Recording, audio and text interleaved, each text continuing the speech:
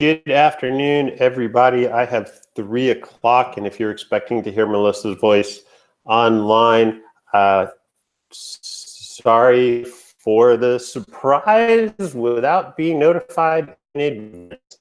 So to your Discovery Education streaming overview, this is not Melissa Matthews from the Department of Educational Technology.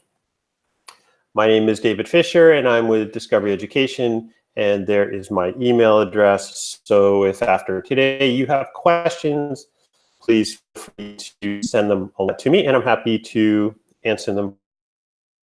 So in truth, I, like you, am an educator and spent 24 years in the classroom, 20 of them in Palm Beach County, and many of those 20 working alongside Melissa and the tech team on many projects in the district while working at various schools around the county. So having joined Discovery about almost three years ago, I continue to still work closely with Melissa from things working with Discovery. And she and I have collaborated on several events in the district on Discovery Education. And today is just another opportunity for us to do so. So while Melissa is hanging in the background and sharing chat information into the chat window on the YouTube page, I'm going to continue on and talk about what's new with your Discovery Education Streaming Plus, and just some reminders on how to access things, and just a slew of other. So feel free to put those questions in to me, and as we go through the rest of the session, I will make sure to address them. And if anything comes up again after we finish our time today, feel free to email me, and I will address them then. Joining me today on so let's jump in. So as you know, getting to Discovery Education is really easy, and the district has done a super job in making it really easy. So all you need to do is log on to your district computer, authenticate into the network as you do every morning, go to the portal, search for the Discovery tile, click on it, and it will open up. The nice thing is you only need to log in once daily. So as you're going through your day and your computer locks down and you have to get back into it, every time you go, it's just that you really need to process. And if for some reason you're on the portal and you don't see the Discovery tile for whatever reason, just use the search feature and start typing Discovery, and the tile will come up for you, and click on it, and off you go. We know about how teacher search is. I can say that 100% certainty at some point, every teacher uses the search bar to search for content. And what's really nice about our search bar is that it sits on just about every single page side of Discovery Education. There may be instances where you don't see it, but generally speaking, it's always there. What's really nice about our search bar, and a new feature we've recently added, is that if you're using Google Chrome, and I know many of you are, you'll see that there's a microphone in the search bar. So our elementary students, for our ELL students, for those who aren't quite sure how to spell things on a keyboard or where to find the Q if they're looking for something with a Q, they can click on that microphone and they can talk to the device and search. The first time you do that, the device may ask for permission to use a microphone. You give that permission. You and your students can use that search bar and the microphone anytime you'd like. There are a couple other ways to get great content for your students through education. On the net, we have a page called Streaming Plus, and that's to get to all of your great content. And when that page opens up, you have a couple of options on the top. The first one we're going to talk about is browse by topic. So when you click on the browse by topic, you get the option of choosing broad strokes that you have access to into the content areas: English, language arts, math, science, social studies. And if you click the more option, you also have access to things like world history, health, and technology, research. In addition to that, you can start to drill down a little bit your search grade level that you teach. So you have the option of grade bands K2, 3, 5, 6, 8, and 9, 12 on this page. So just from this page alone, it gives you a really great way to jump in and search for some of the content you are looking for. This is a good way to search, but I do know that with the units of study that the district produces and with the things that you do in your classroom every day, and I certainly was this way as a classroom teacher, searching by topic is great. But there were times when I really pay attention to so we also have the ability to browse our content by standard. So Discovery Education, all of the Florida standards documents into our section under Browse by Standards. And you can see all of them here. So to search by the standards, first just verify that when you get to this page that the state is listed as Florida. If for any reason it comes up, you're in, just click on the down arrow, go back to Florida and make it there. The standards documents will change. Now, when you click on any standards document, you're going to get a list of all of the standards that are available in that document. And as you continue to drill down in those documents, you'll see blue. So when you click on those blue, those will take you to a collection of resources that are aligned to that standard. And Discovery Education is a standards-aligned digital resource. So we vetted the content for you, and we've matched up to the standards that you are going to teach. So it's an easy way to get content for your classroom. For some of our standards that are shown, particularly those that are listed under the Common Core, there's access to lesson plans and model lessons that connect to that standard. Now, I know many, I know you're using the, excuse me, the LAFs and the MAFs in your units of study and in your classroom many times, but here's the really great thing about these model lessons. One, the standards aren't so different from Common Core to the LAFs or MAFs that what we have here you can't use in your classroom.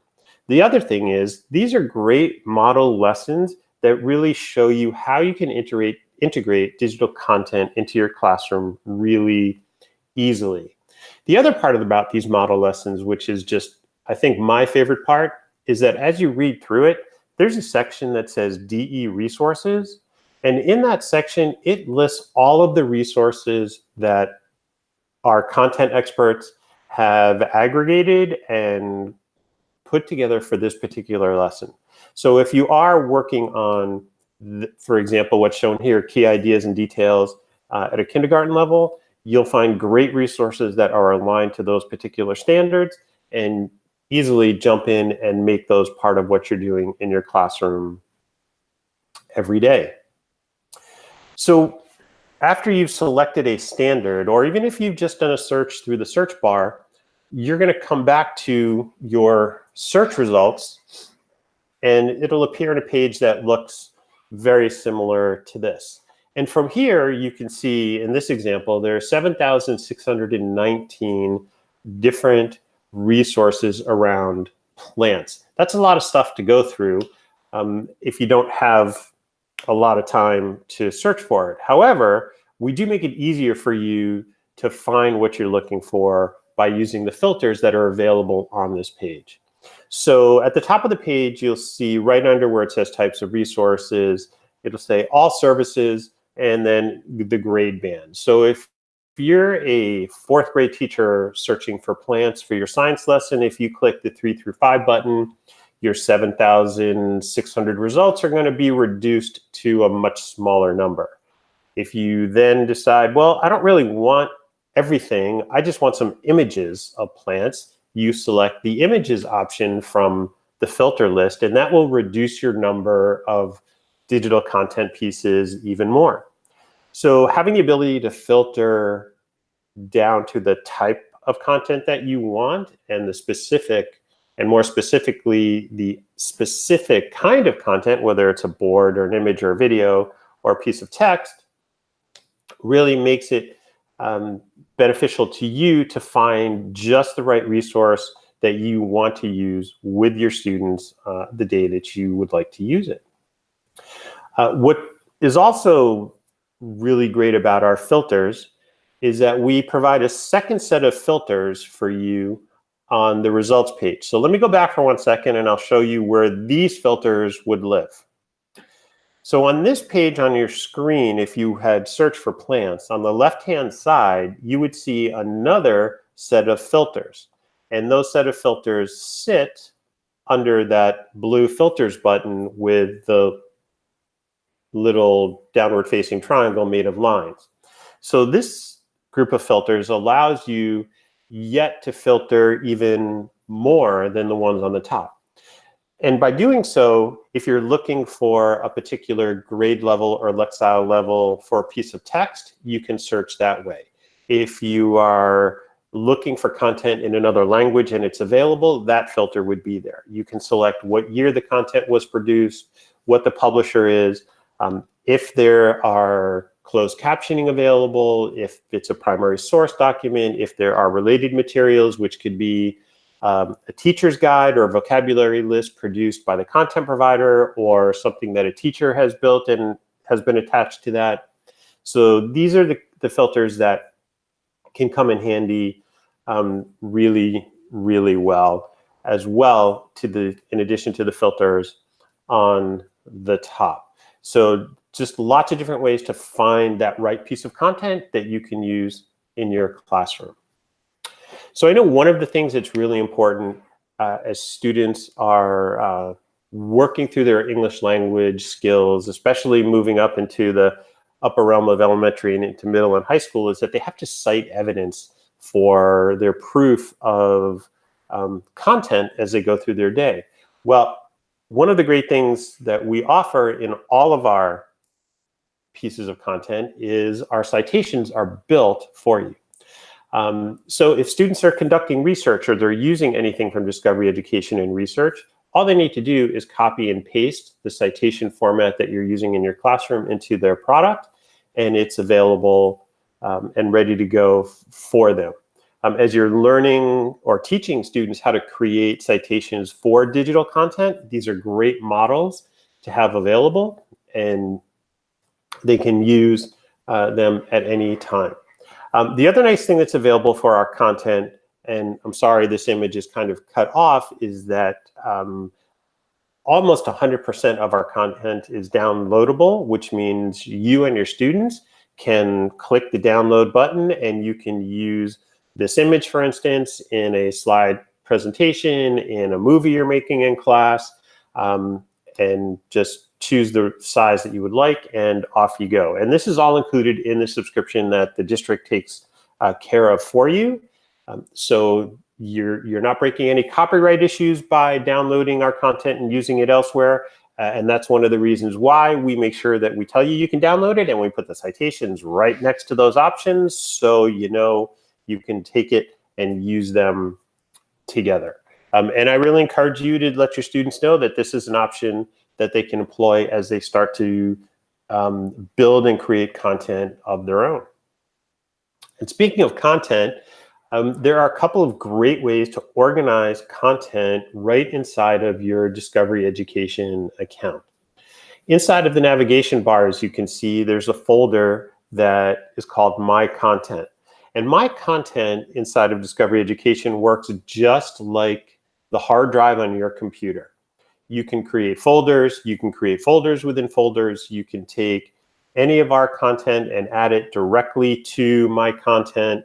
You can upload your own content into a folder you create there if, for instance, you've created some documentation that you want to store with a folder of resources that may tie into your study of the rock cycle, for instance. And we make it really easy for you to do that. So clicking on those action buttons on the right-hand side or using the orange upload button will let you manage your My Content area in a very easy fashion.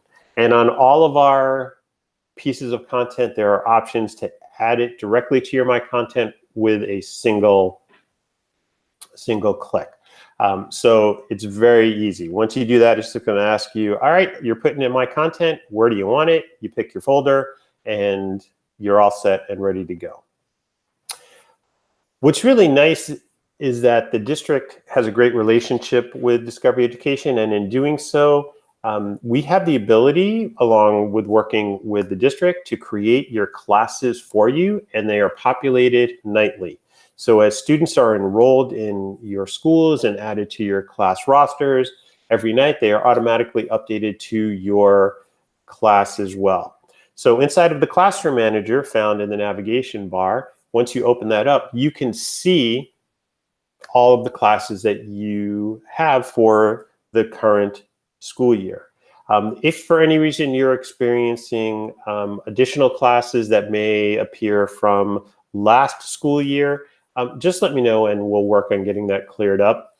But that should be taken care of.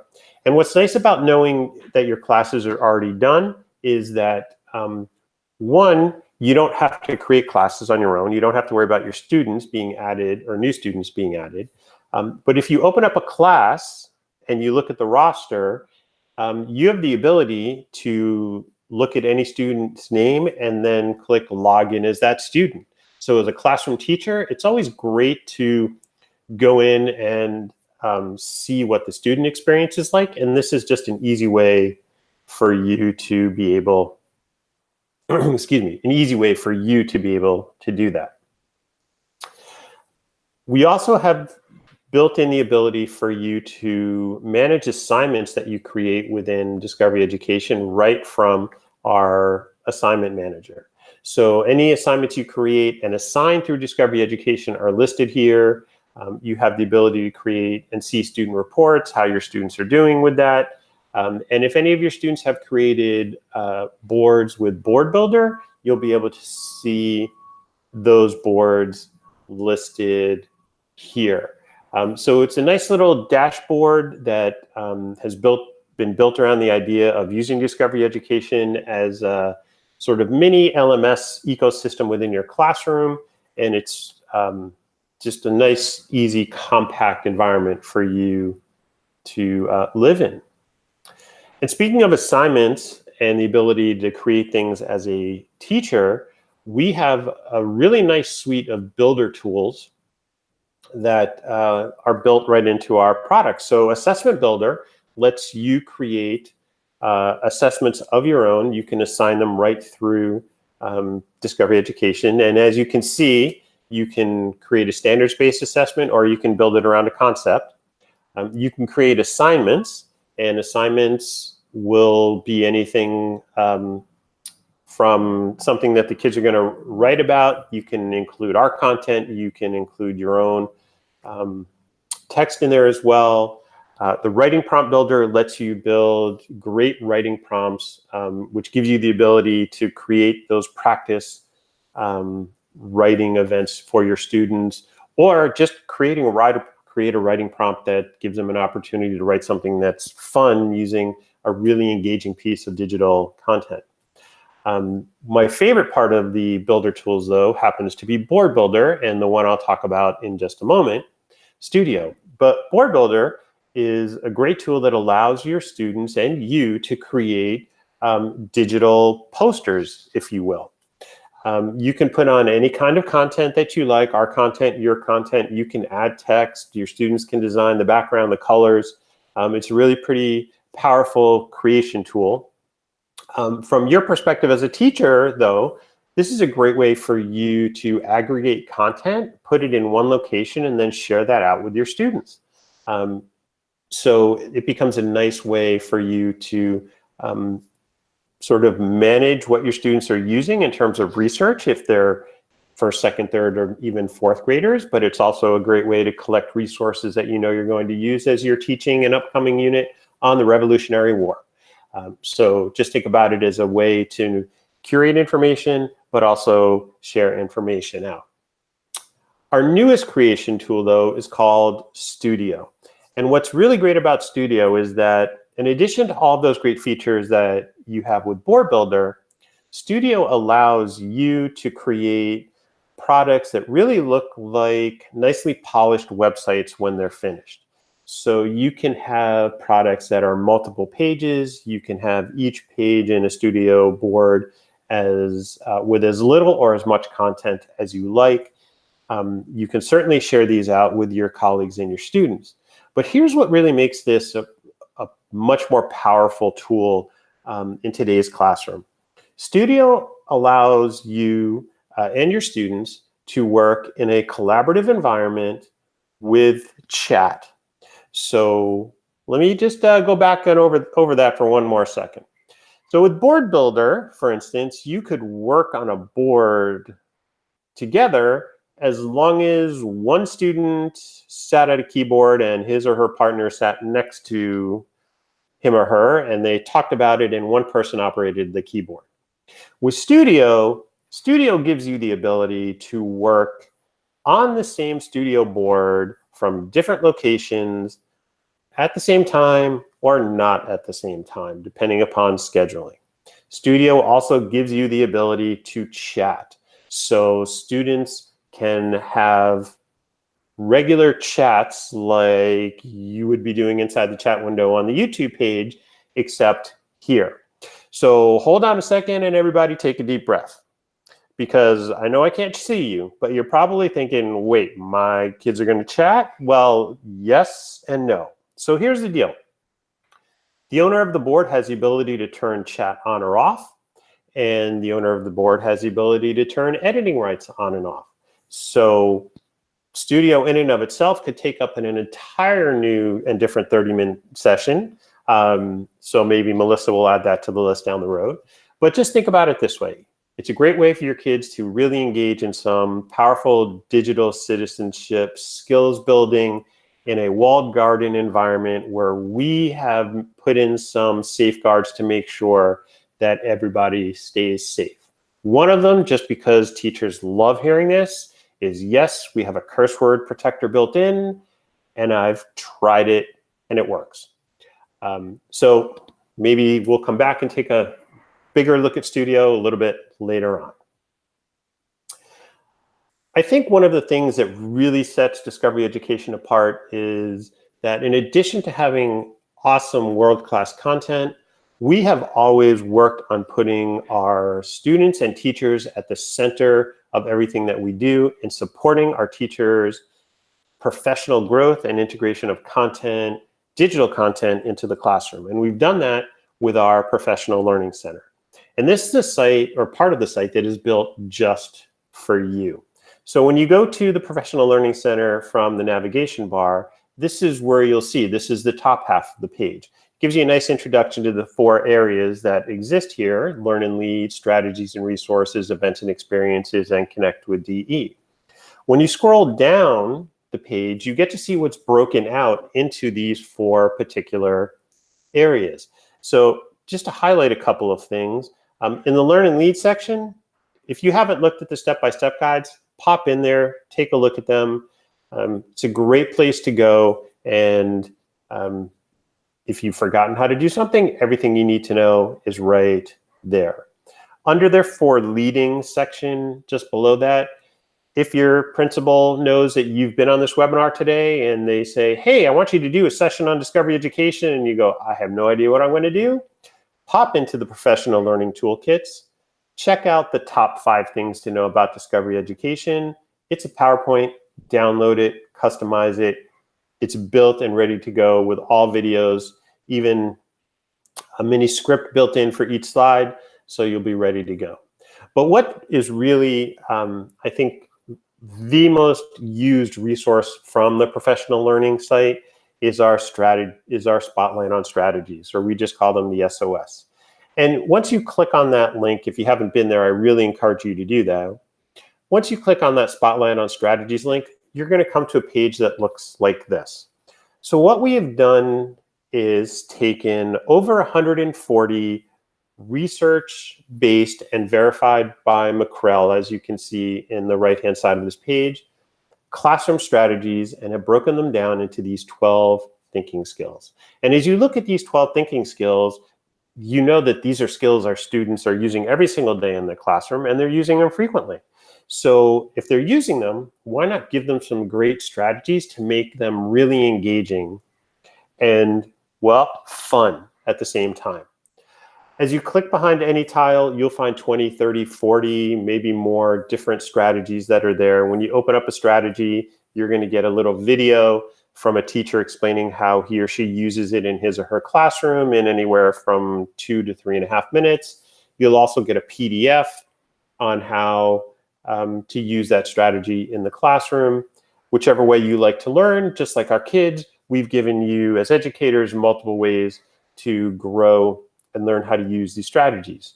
Try them out, play with them. If you need to tweak it to make it work in your classroom, do so. These are great strategies you can use whole class. I can tell you, as someone who taught elementary school for my entire career, these were strategies that I used all the time when I was doing small group reading, when I had stations or centers worked out, when I had small group work going on. It's just great ways to jump in and do things with your kids. So let's move on. So there's a quick overview of Streaming Plus, and just so you know, you guys have an engagement challenge going on for this school year, and the first one happens to be around Spotlight on Strategies. So this gives you a little bit more information here, a quick rundown. However, if you take this, if you open up this little shortened link, you'll come to the Spotlight on Strategies webpage, or the challenge webpage, which gives you all of the information that you need for the challenge. So this first challenge is open now through November 16th. If you have questions, contact Melissa, jump in, take a look. The challenges are great. We ran challenges last year, really successful. Jumping in and using SOS with your kids will be not only fun for you and them, but a great way for you to participate in these challenges as well. So we're just about coming to the end of our time here today. You do have homework, should you decide to participate. So in order to do that, sign in, check out the implementation homework, which is, I believe, showing how you're using Discovery Education in your classroom with some form of artifact. Take a couple images, take the survey, turn all of that in by December 21st, and Melissa will award you all of the points that go along with this particular assignment. So that comes to the end of our time together. Again, if you'd like to reach out to me with questions after today, my email is David_Fisher, DAVID_Fisher @discovery.com. Thanks so much for joining me today. We've got about another minute left, so if there are any questions, pop them into the chat window for Melissa, and she will get them to me. Otherwise, next week, you guys have Chrome extensions, which are awesome. So pop back in. Melissa will come back and handle that one for you. And again, thank you for your time today. Melissa, anything else from your end before we close up for the afternoon? No, you did a phenomenal job. Thank you so very much for filling in, David. I had an appointment with my son, for those of you that know me, so I wasn't sure if I'd get back in time, and David came to my rescue, so I appreciate that greatly. Thank you very much. Oh, my pleasure. We have one question. What kind of artifact can we use to show that we are using it in our classroom? So the answer to that would be, maybe you made an assignment in Classroom Manager, so that you assigned an activity to your students.